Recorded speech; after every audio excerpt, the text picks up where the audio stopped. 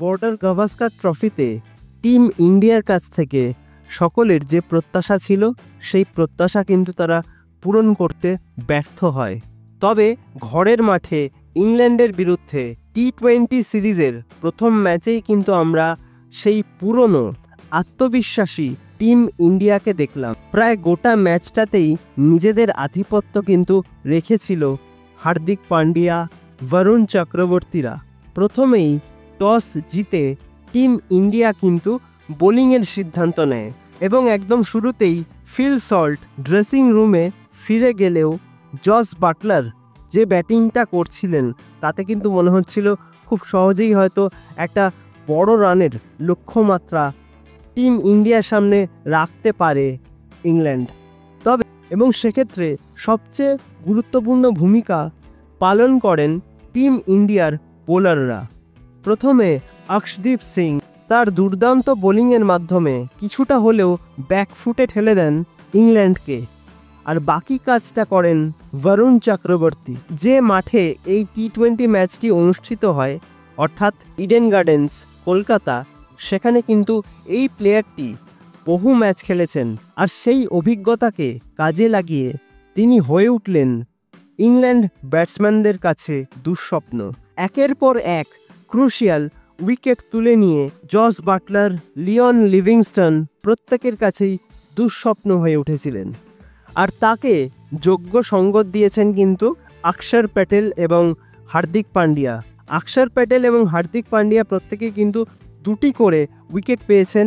এছাড়া বরুণ চক্রবর্তী কিন্তু 4 ওভার বল করে মাত্র 23 রান দিয়ে 3টে উইকেট নিয়েছেন এবং অর্শদীপ সিং 4 ওভার বল করে 17টা রান দিয়েছেন এবং নিয়েছেন 2টি অত্যন্ত মূল্যবান উইকেট, যার ফলে মাত্র 132 রানেই কিন্তু শেষ হয়ে যায় ইংল্যান্ডের ইনিংস।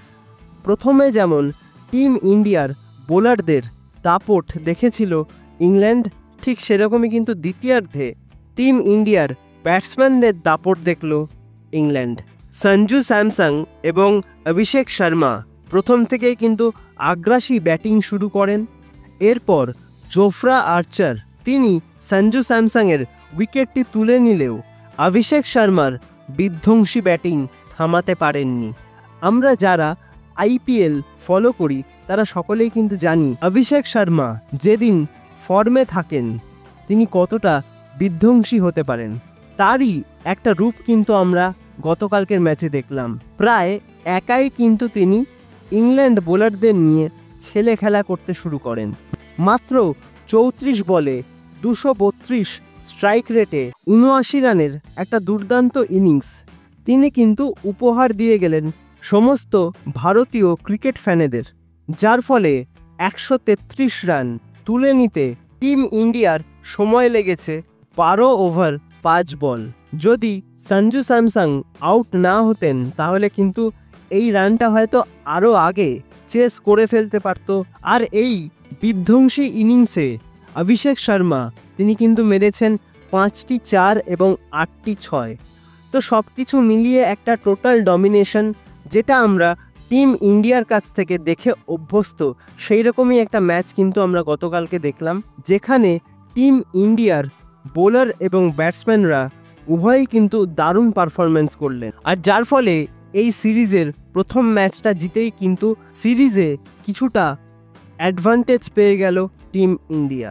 এবং ক্যাপ্টেন সূর্যকুমার যাদব যেভাবে তার বোলারদের শাফল করলেন, ঠিক সময় মতন সঠিক বোলিং চেঞ্জগুলো করে তিনি একের পর এক উইকেট তুলে নিলেন ইংল্যান্ড ক্রিকেট টিমের, সেটা কিন্তু সত্যি তারিফযোগ্য। তো এখন এটাই দেখার যে এই ধরনের পারফরমেন্স তারা আগামী ম্যাচগুলোতেও ধরে রাখতে পারে কিনা এবং এই টি-20 সিরিজটা তারা ডমিনেশন নিয়ে জিততে পারে কিনা। তো কালকের ম্যাচটা তোমরা যারা যারা দেখেছো তোমাদের কেমন লেগেছে অবশ্যই কিন্তু আমাকে কমেন্ট করে জানিও। আর ভিডিওটা ভালো লাগলে লাইক, কমেন্ট, শেয়ার এবং সাবস্ক্রাইব করতে কিন্তু একদমই ভুলবে না। সাবস্ক্রাইবটা করে দিয়ে পাশের বেল অপশানটা প্রেস করে অবশ্যই কিন্তু অল অপশানটাও প্রেস করে রাখবে, যাতে সমস্ত রকম নতুন ভিডিও নোটিফিকেশান তোমরা সবার আগে পেয়ে যাও যখনই আমি কোনো নতুন ভিডিও পোস্ট করব। তো আজকের মতন তাহলে ভিডিওটা এখানেই শেষ করছি। দেখা হবে আবারও পরবর্তী ভিডিওতে নতুন কোনো দিন নতুন কোনো সময়। তোমরা ভালো থেকো, সুস্থ থেকো।